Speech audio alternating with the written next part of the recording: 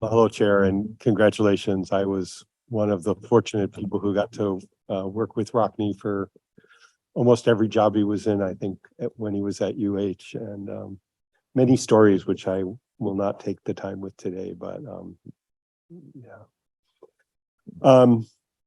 Let me first start by talking about what we all think about every day. And I mean, words really cannot convey the devastation and horror, and I won't try. And I was grateful for the opportunity for our Maui Regents to say a few words. It touches everyone on the island and throughout the state and beyond. So all I want to report on today is our direct impacts, activities, and responses within the university. First and foremost, as of today, we are not aware of any loss of life or casualties among our employees or students. No UH facilities were lost. There was some wind impact to some CTAR and IFA sites on Maui. College of Tropical Ag and Human Resource and Institute for Astronomy, Manoa programs that have physical presence around the state. There was a loss of power to the Haleakala observatories, which are on University of Hawaii land. The power was restored earlier this week, and the observatories are now being brought back online. Our best information as of today, and this has been stable for a week now, is that 4 of our UH Maui College employees lost their housing, 2 with homes destroyed, 1 with wind damage, and 1 lost a rental home. The UH Foundation quickly opened accounts to accept donations for UH students and UH employees impacted by the fires. So we'll be able to provide some financial support and relief as these employees take care of their families in these difficult times. I was at Maui College Monday, where I met with Chancellor Hokoana and the campus executive team. I attended the convocation for beginning of semester with all the employees and visited the kitchen, which you have seen in the news, where thousands of meals are still being prepared every day to support disaster recovery efforts. Chancellor Hokoana and his team determined that delaying the start of the semester for 1 week would allow the entire campus community to prepare. They were simply not ready to do the work this week required to start classes on Monday with the rest of the UH system. That requires some consultation with their accreditor, which they have done to ensure that academic outcomes are still supported. But given the wildfire experience in California, this is not uncommon for us. So they will start 1 week late, but end on time. We also talked with the FEMA officials who are on campus Monday, and they moved fast. On Tuesday, they opened their Joint Disaster Relief Center on campus. So that's the hub now for FEMA to provide accessible and direct support to survivors through their individual registration intake, referrals, case management. The Small Business Administration co-locates with them to provide loan support for businesses, and they do hazard mitigation education. We are still gathering information regarding the impacts of the disaster on our students. Beginning last week, we generated lists of students by residence and zip code to identify those in impacted areas. We have reached them, our academic units each reach out to their students through a mix of phone and email outreach.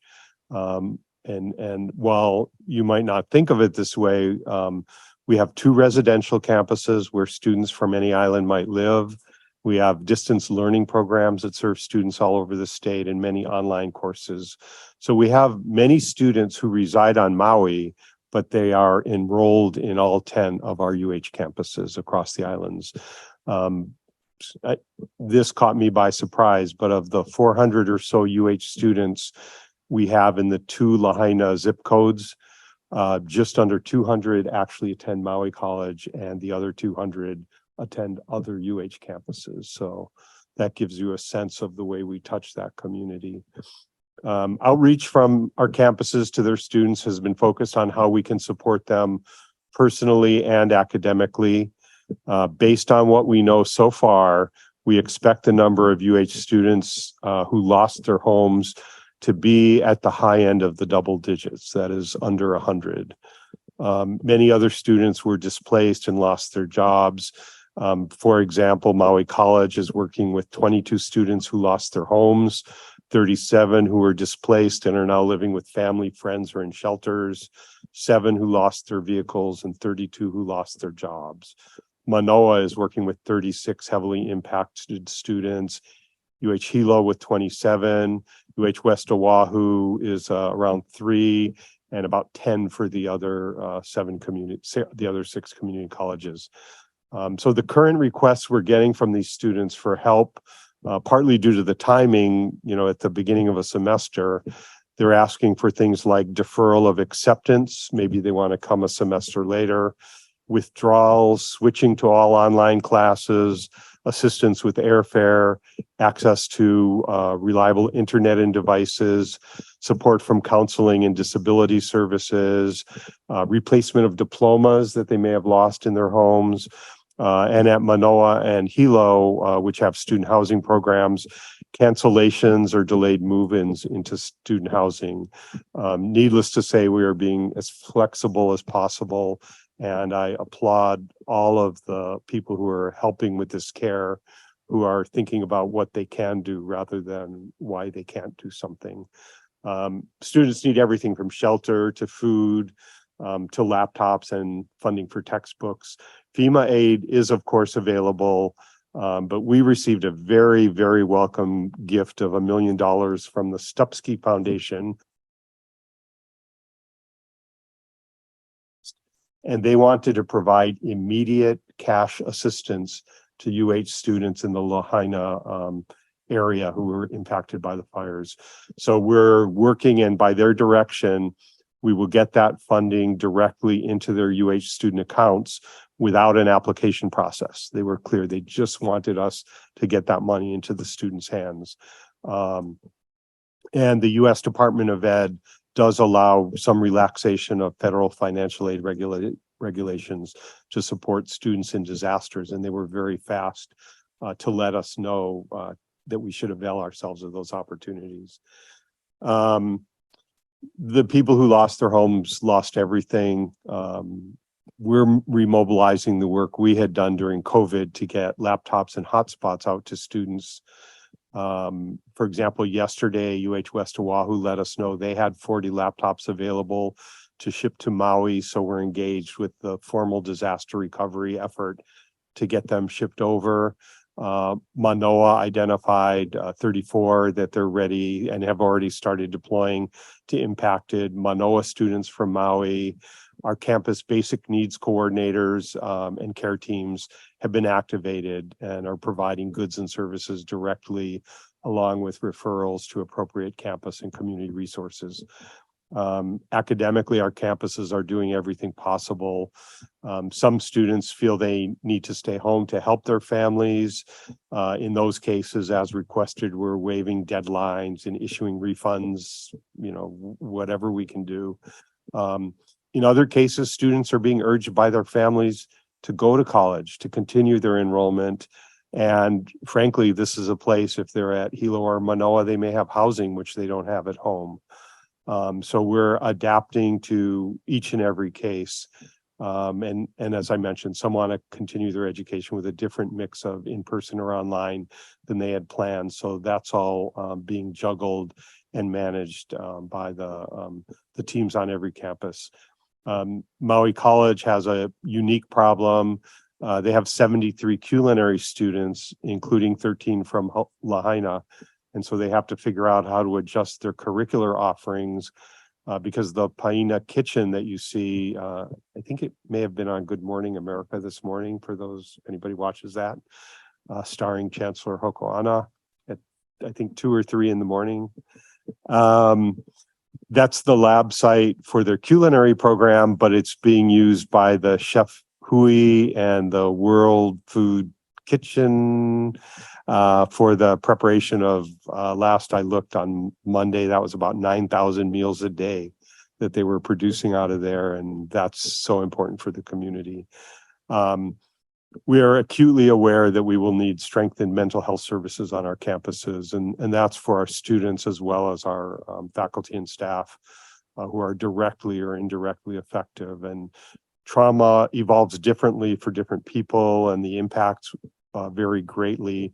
We do have a small historic system-wide fund, and this semester we'll be looking at how to deploy it specifically to assist with fire impacts. We're looking at identifying some one-time funding that we can use to bring in additional assistance for our campuses across the state. A couple other aspects of our engagement in the recovery that are perhaps less obvious. In any report that you see about data or maps, you'll see reference to PDC or the Pacific Disaster Center.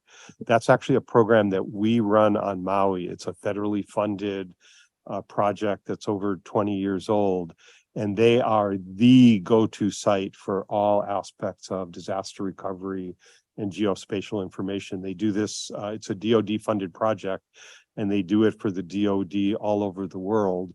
And now they're doing it for all of us right here at home. So they work closely with county, state, and federal officials at the Emergency Operations Center or EOC. They developed some of the early estimates of the exposed capital and damages, number of households, our houses impact. And these are the estimates that you see whenever you read in the New York Times, CNN, Forbes, ABC, et cetera. That's us. Continuing to work on the damage assessments and response efforts with the mapping work. They're hosting a delegation from FEMA that works with information systems at their facilities in Kihei at the Tech Park until FEMA can stand up their own facilities. The software platform that they developed over probably the last 15 years or so, it's called Disaster Aware. It's used all over the world, is the standard common operating platform for the event for all of the federal, state, and county officials sharing data. This is the one used by Indo-PACOM and others within DoD to monitor the event as well. And given the amount of work they've done that they need to do now, it's a huge surge effort. So we've connected them with our GIS and related students at all of our campuses to see if they can both help out, but also get some real life experience. And I think they were on CNN this morning. I didn't catch it as well. So that's the level of attention. Coverage of the kitchen has been widespread. Dan Meisenthal reports that we've received just about 100 media inquiries to have University of Hawaii people provide expertise. As with other disaster situations, hurricanes, volcanic eruptions, UH, and on multiple campuses, we know more than anybody. That's the expertise embedded in our faculty. And in this case, Dan advises that Clay Trauernicht is our superstar. He's an extension agent in CTAR in the Natural Resources and Environmental Management Division. He's focuses on ecosystem fires, and many of the media are now reaching out to him directly. He's been quoted so often. Probably the most random bit of assistance came up yesterday. You may have seen in the media that one of the two voyaging canoes based in Lahaina burnt up. The other one was saved. Timmy Gilliam got it out to sea, but he had nowhere to put it. It's currently, Nainoa tells me, in the bushes on Molokai with no dock. And so yesterday we gave them permission to sail that over to METC, where it can sit until it's able to get into a dry dock somewhere. Moving forward, as we look to shifting from immediate disaster recovery priorities, We are looking at how we can best support community needs. Water quality is a huge concern, and that's both in Kula and in Lahaina. We have built a very strong team over the past year supporting the Red Hill activities, and we're poised to also assist on Maui. I think some of you will know that people have been told not to drink or even use their tap water.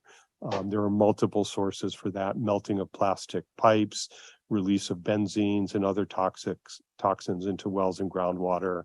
There's probably also runoff from contamination from runoff in burnt areas. Ecologically, we know there continues to be risk of flooding now because of all the burnt off vegetation. Those are areas that are very susceptible to flooding, and we are still in hurricane season, if anyone lost track of that. The recovery and rebuilding will be labor intensive, and that's on us to step up and provide the education and training needed. I think you're all familiar with the Good Jobs Hawaii program run by our community colleges, multiple sources of funding adding up to close to 35 million of federal and private funds. When I was on Maui Monday, I met, couldn't have been better timing, but there's a new dedicated workforce coordinator for Good Jobs Hawaii on Maui who will be based at Maui College, and he'll be boots on the ground, and we'll need to be looking at how we can make sure as many of the jobs as possible, especially as we begin recovery and rebuilding, are filled by local people, and especially those who have lost other jobs. And finally, for this section, longer term, and perhaps most importantly for the future, how does the community rebuild Lahaina sensitively and wisely? And there is not agreement about that, and I think you're already seeing that in conversations. From my perspective, and I, maybe strangely, I started thinking about that when I listened to the poet laureate of Hawaii, who is a UH faculty member here at UH Manoa, talking about and reading about the importance of water in Lahaina, and she's a Maui girl. And I just began to think, can we consider a way to rebuild that ahupua'a in a more sustainable and resilient manner if we can start from scratch with that, with consideration of water flows, how what happens upland impacts everything downland, as we learned, all the way to the ocean, how food and sustenance can be provided. And we know that if every landowner does whatever they want with their parcel, we will likely end up with what we had before, only bigger. So this is an area where our design students, ecosystem experts, historians, practitioners, and others can provide great insights with the community if we can find ways to bring them together. It's probably a little soon to start with that, but I think we're going to need to get ahead of it together with that community, with UH supporting as best we can.